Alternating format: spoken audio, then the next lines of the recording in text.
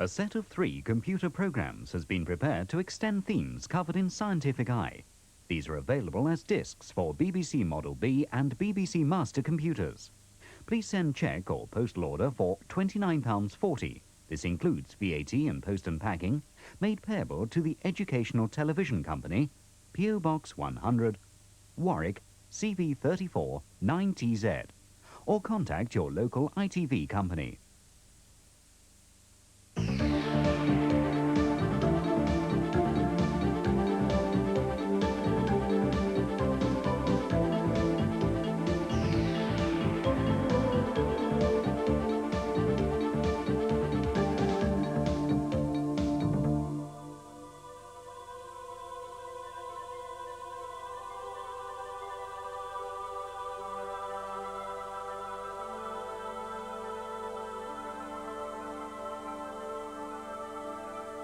Have you ever wondered what makes plants grow? How do they decide when to develop flowers?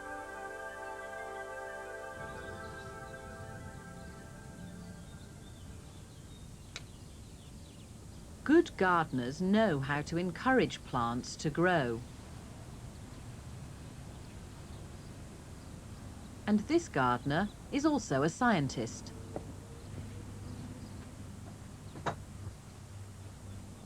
He's going to investigate an idea. He's taken 2 cuttings from the same twig of his firethorn and he's going to plant them both in compost. But first he dips the end of one cutting in hormone rooting powder.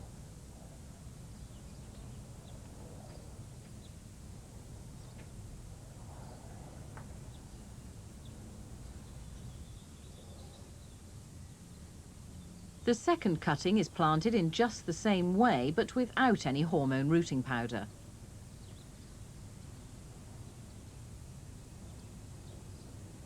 What else will the cuttings need in order to grow?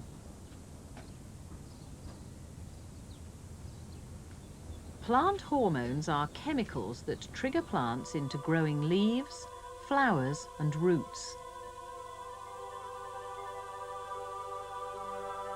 So what difference will hormone rooting powder make to the cutting he's planted?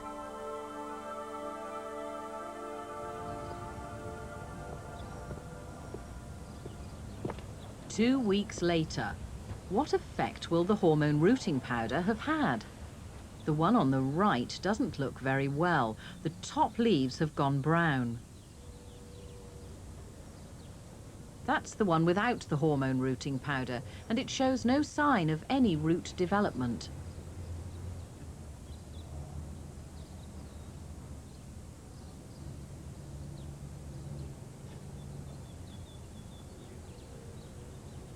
This one did have the hormone rooting powder.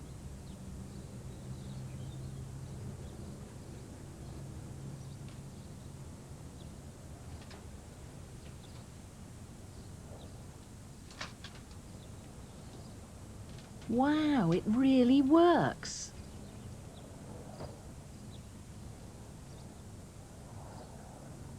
The only difference between these 2 cuttings was that one of them was encouraged to grow with hormone rooting powder. How do you think it works? What makes people grow?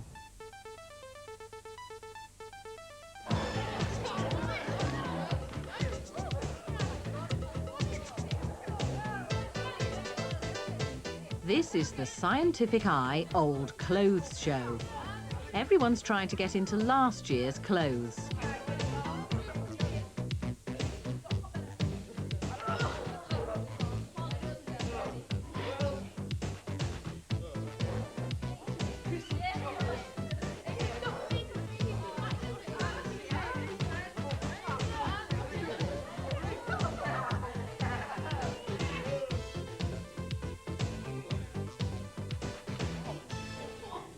What would you find if you measured your height every month? One curious thing about teenagers is that they often grow in spurts. For months and months they stay exactly the same size, and then suddenly they shoot up by several centimetres. This is called a growth spurt. What starts off a growth spurt? It all begins in the middle of your head, behind the top of your nose. Come on, let's have a closer look. There it is, the pituitary gland underneath the brain. This is the gland that makes human growth hormone and sends it down to where it's needed. This is our artist's impression of the growth factory inside your body. You don't really grow new bones all the time, but the bones you have grow longer, and you grow more muscle and more skin. What causes a growth spurt is that an alarm signal goes off in the brain, and the pituitary produces more hormone.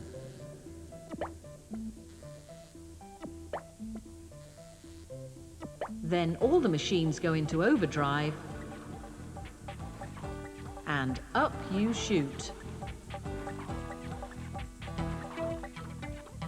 Have the people in your class had growth spurts at any particular time of the year?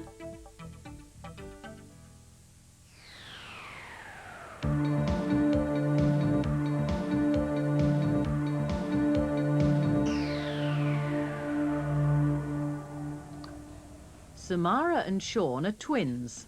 They're at the health clinic. How are you?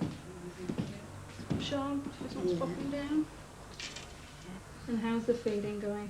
The same as before. Same as before, big. If you were a doctor, how would you check to make sure the babies are growing properly?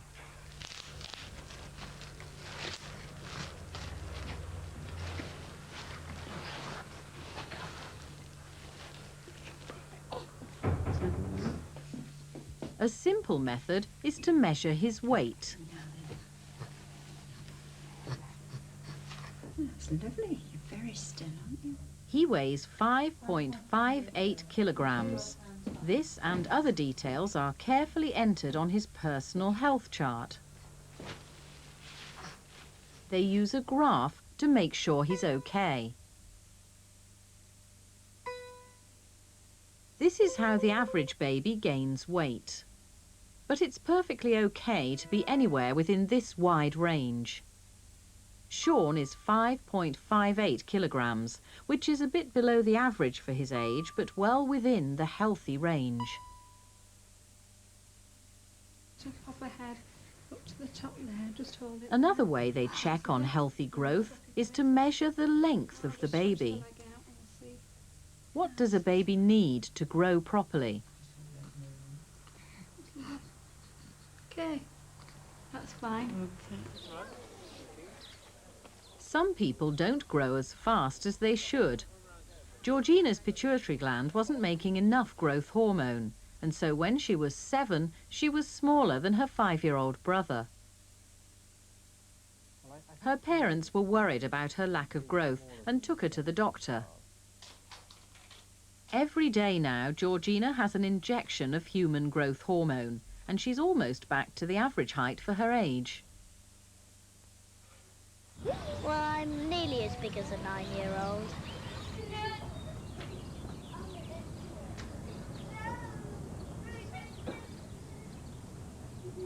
Samantha and Patrick are friends.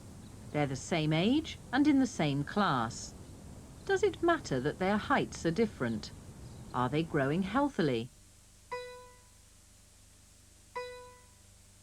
Up to the age of 16, this is the average height for girls. They stop growing at about 160 centimetres, and it's perfectly normal to be anywhere within this band. Boys are slightly taller most of the time, except for a few teenage years. Samantha and Patrick are both 13. For 13-year-olds, the maximum normal height is about 165 centimetres, and the minimum about 140. Both Samantha and Patrick are within this range. They're both normal and healthy, just different.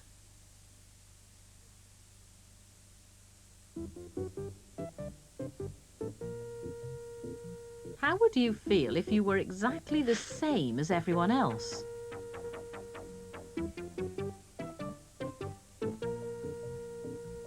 What would the world be like if everyone was identical?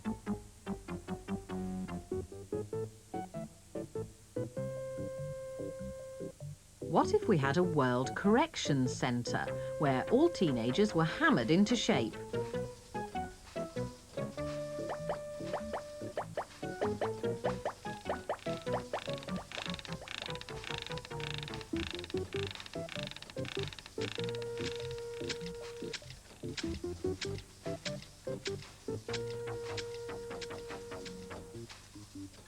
What would the world standard teenager look like? Colourless, featureless, boring. In fact, all over the world, people do grow all different shapes and sizes, and the world is a much better place for it. It's okay to be different. People who live in different environments seem to grow differently. In the Arctic, the Inuit people tend to be short and stocky, while in Ethiopia, the people of the Quegu tribe are tall and thin. Have you any idea why?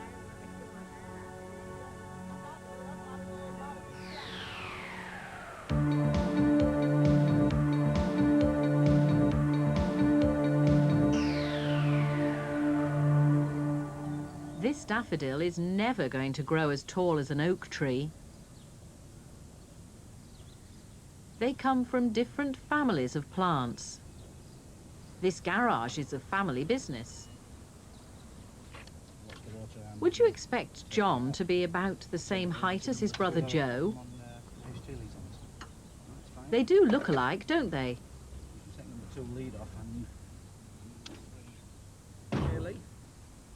John's son Lee is an apprentice.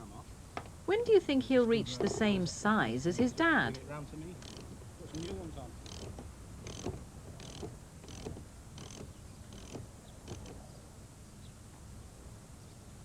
And what about the latest recruit, Jodie? Will she grow as tall as her brother Lee? What similarities and what differences do you expect to find in family photos? Some brothers and sisters grow to exactly the same height.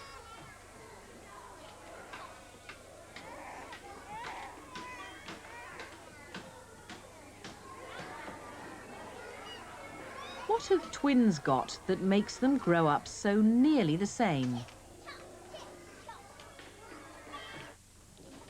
To your places quickly, children. No more idle gossip now. Stand up straight, back straight, and tongues most certainly still. 100 years ago, things were different.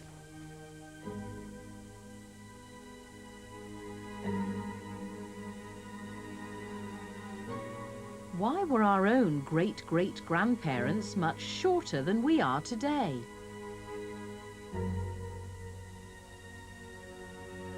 People were less well off.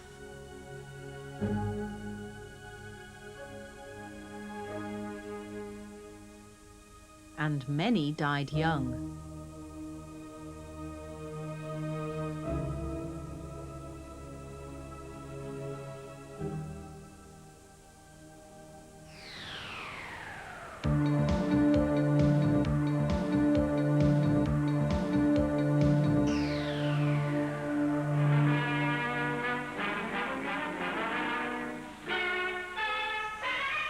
Public enemy number one, a foe whose battalions are thousands of millions strong despite unceasing slaughter. In Australia, in 1859, Thomas Austin released 24 rabbits because he wanted to have sport shooting them.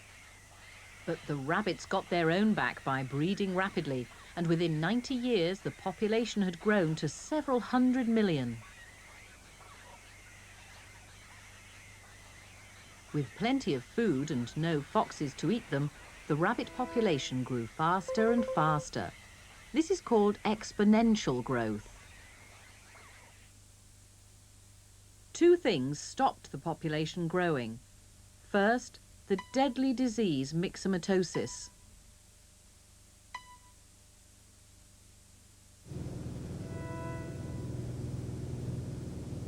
And second, they ate all the food and reduced the countryside to desert. We're simply counting the holes here as a means of estimating the population size. It's calculated roughly that a rabbit uses about 2 active entrances. So in a warren like this that's got, say, 20 active entrances, you've probably got about 10 rabbits living. Dr. Brian Cook is a scientist at Wichita Station. Not only does he give each rabbit an individual address, he also has the job of keeping track of the population growth. He counts the rabbits every 6 weeks. One reason why the rabbits multiply so fast is that they have big families. So do grey, short-tailed opossums.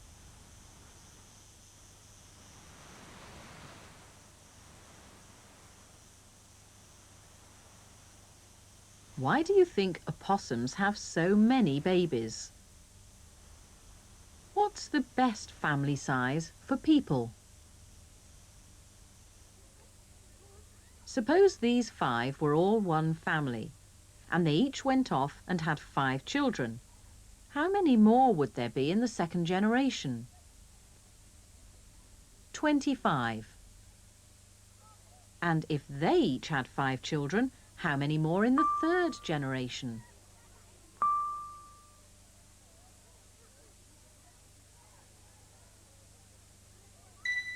125. With big families, the population grows rapidly, and that becomes a problem when the food supplies are limited.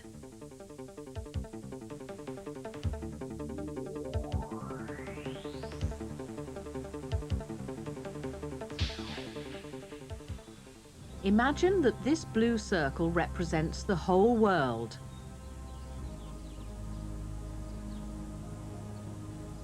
With a population of only 5, there's plenty of space.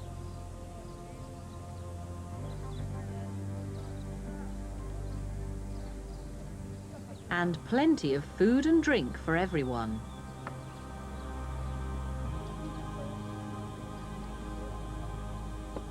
But what will it be like when the second generation arrives?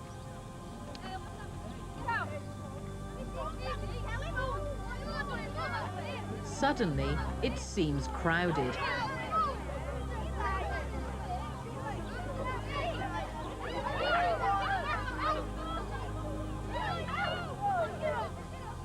Food and drink are in danger of running out.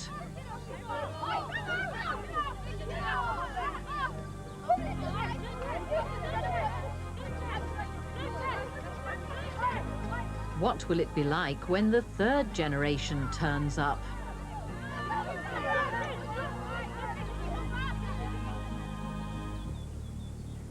One factor that limits the growth of population is death.